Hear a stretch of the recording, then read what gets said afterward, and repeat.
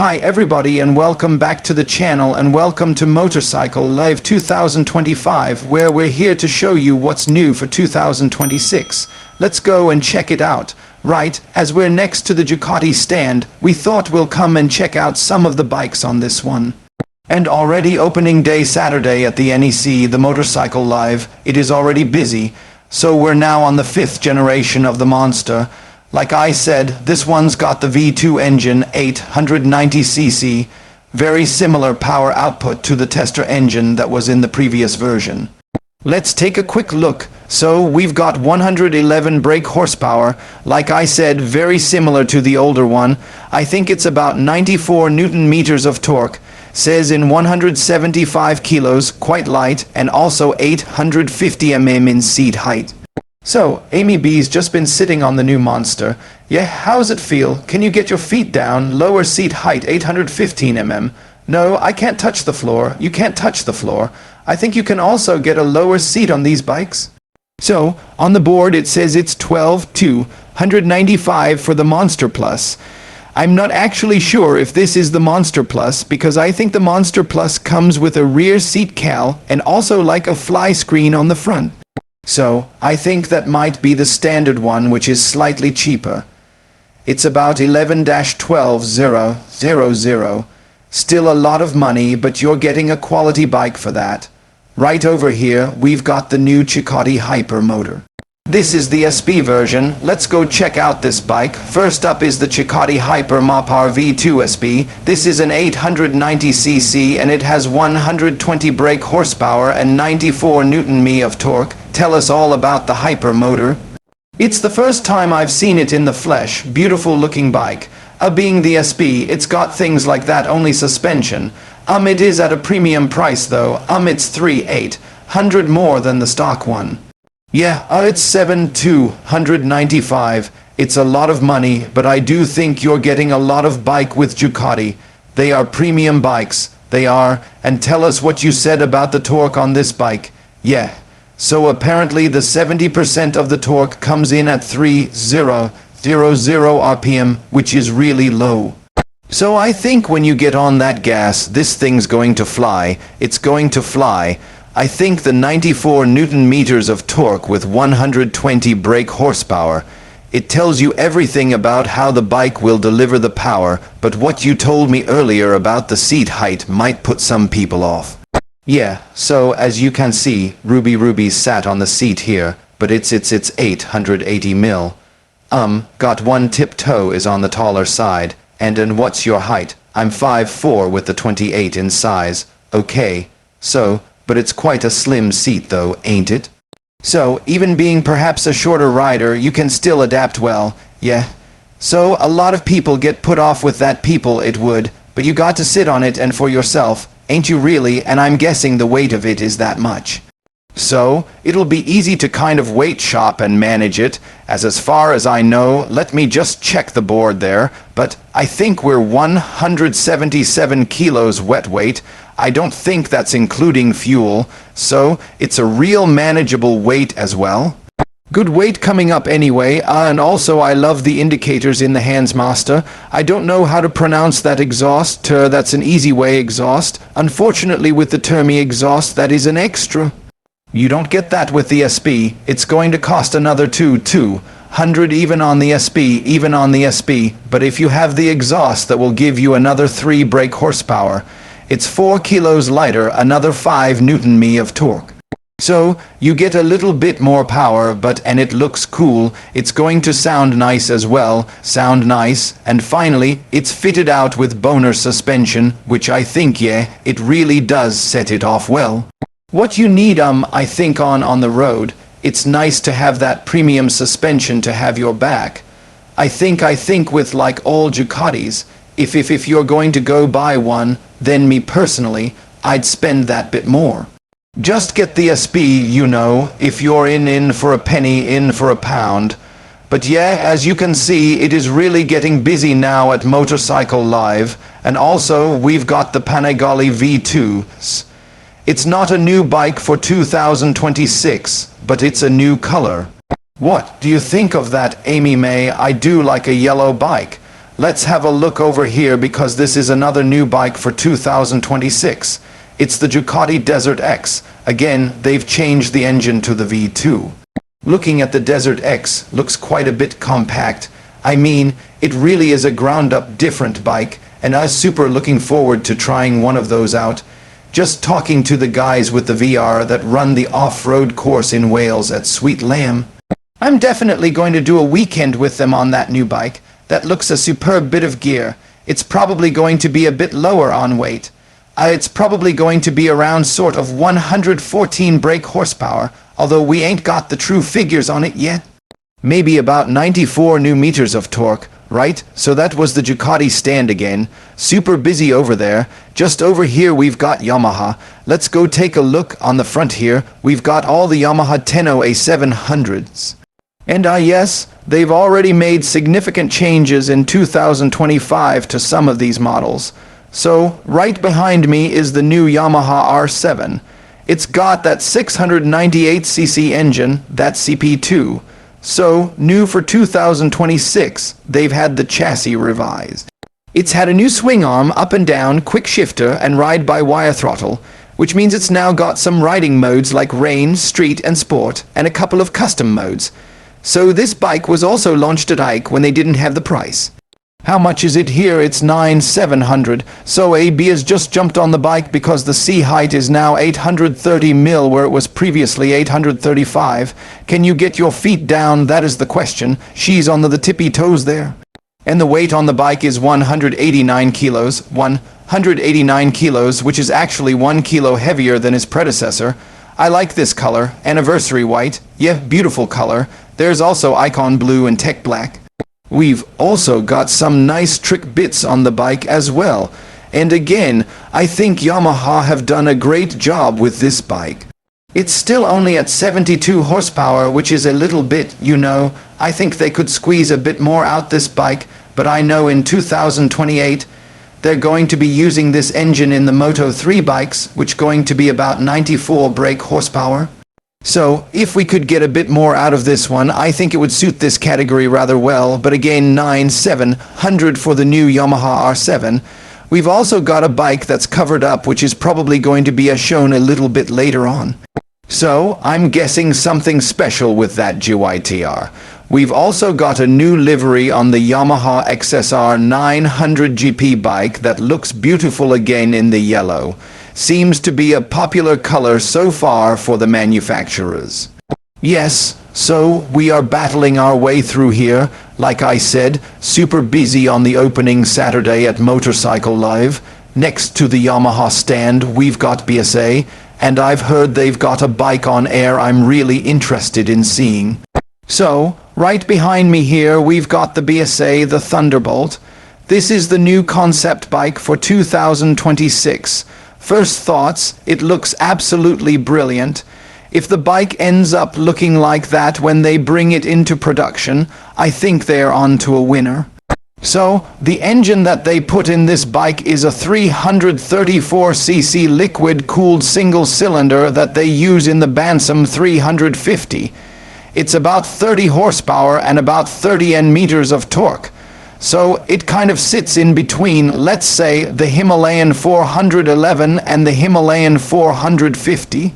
It looks like it's going to be 185 kilos in weight. We've got a 21 in front wheel and a 17 in rear, and I think that seat high 815 mil. It's going to make it accessible for shorter riders. This looks like it's going to be a great starter bike. You're going to be hitting them trails, and normally with BSA as well, they come in at a cracking price. There's no price on this one today. We'll find out later next year. Right, Ab, where are we going next? Honda over to the Honda stand, so the bike line right behind me, another concept bike. It's the new Honda V3R Eco-Compressor 900cc. You're the man I need to talk to because really, what understanding this bike. So V3, am I right in saying, is it kind of like a parallel twin at the front and a single cylinder at the back? Exactly. And then we've got like the deco compressor. Does that suck air into the engine? Yes, is electronic compressor. So just like the top end of the engine on there, So yeah, that's always going to be schooled up electronically controlled on there. So yeah, you're always going to have instant power straight away. So you're never going to have any lag in the engine at all. So they say it's going to be 900cc, but it's going to be kind of equivalent to like a 1200cc. Yeah, it's very light bike as well. We don't know what the weight's going to be just yet. I've had a feel of it on it, and it does feel quite light. But yeah, it's certainly interesting. Going to be very interesting. Something completely new to the market. It's obviously getting a lot of interest in it as well. Yeah, a lot of interest on it. Are we likely to see it in 2026 on the road, or probably not 26? Probably maybe 27, but we'll see what that happens with it. Yeah, they are looking at to put it in production at some point. Yeah, it looks, I even like the wrap on it actually. That looks kind of cool. Yeah, I really like that. Yeah, it'd be good if they did it as well. So, the V3R prototype, I can't wait to have a spin on that. That looks a super cool bike. I believe Honda is the only ones that are doing this, and I think that when that hits the market, people are going to be seriously interested, especially the fact, like I said, 900cc bike. It's going to have the output of a 1200cc. We all love a bit more power, and as we can see, Honda has brought along their fully electric motorcycle. This is the WN7 999. Amy B, what do we know? So charged to 80% in 30 minutes, and then it does 87 miles. 87 miles on a single charge, but we can get it charged up really quick in that short time. These bikes are starting to look a little bit more attractive, and look what Honda's done with the styling. That looks super cool. Right behind me, we've got two more Bonics that are new for 2026. This is the CB1000F, and next to it, we've got the CB000 GT. So, Amy has jumped on the modern retro classic, and can you get your feet down on this one? Because the seat height is 795 mm, we've got a curve weight 240 kg, but we've also got that all-important price 10 hours on 99 on the road. I think Honda's coming at a great price, and like I say, carry that 5-blade engine from 2017. There's plenty of power for this bike, so we've got Amy on so we can get that brilliant perspective. How's it feel on the back? Yeah, it's good, yeah, and I think with that seat height as well, I've got my feet flat down as well. This bike feels super comfortable. You know what? It looks really cool as well. I think what Honda's done with this bike, I think it's going to be a great sell-off. Next to the CB1000F, we've also got the CB1000 GT. The price on that bike is $11,999. It's got the same engine again, the 2017 Fireblade. It's got an output of 147 brake horsepower, 2 N of torque. That is some serious power for a sports tour. I can just see the price. $11,999, new bike for 2026. Yes, indeed, it's getting a lot of interest here today.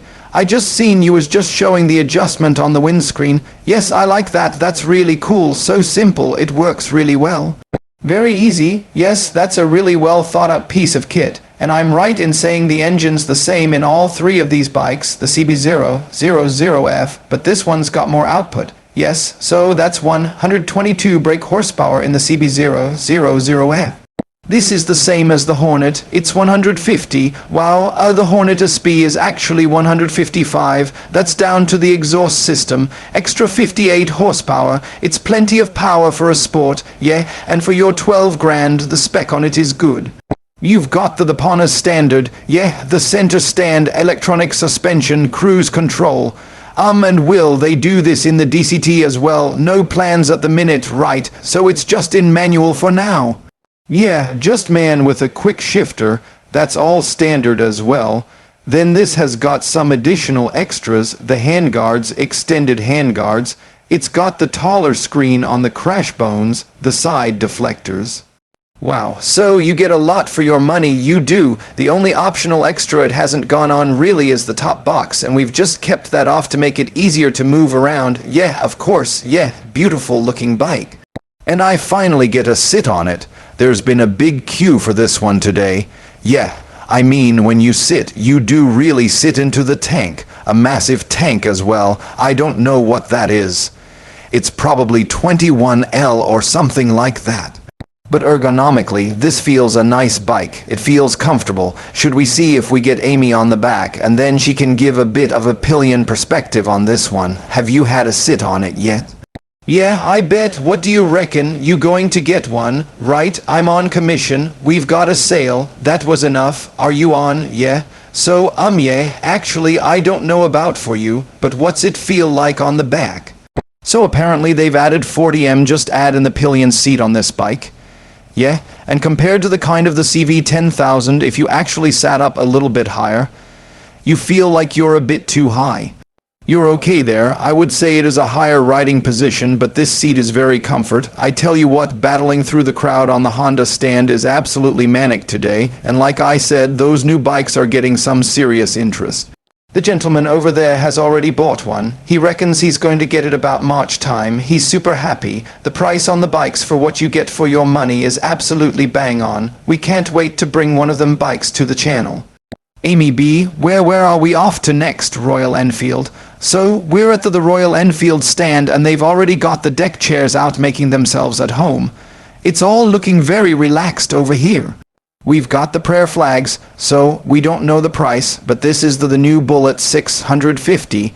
Carries that same parallel twin engine they use in the other 650 models like the classic 650 twin and also the 650 shotgun.